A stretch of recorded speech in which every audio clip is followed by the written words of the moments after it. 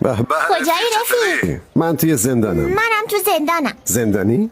مدرسه هولی کراس.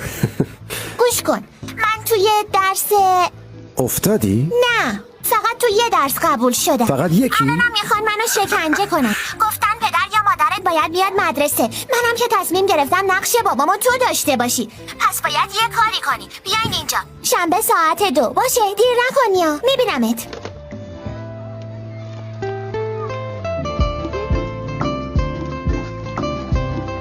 بزن قبلش. آفرین. مامان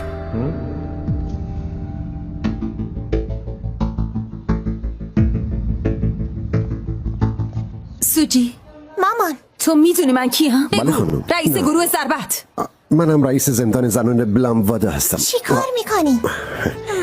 دستتو بیار پایین. مامان این همونه، کی؟ همون که دنبالش بودی برای ازدواج. سوجی شوخی خوبی نبود. ولی این خیلی خوبه.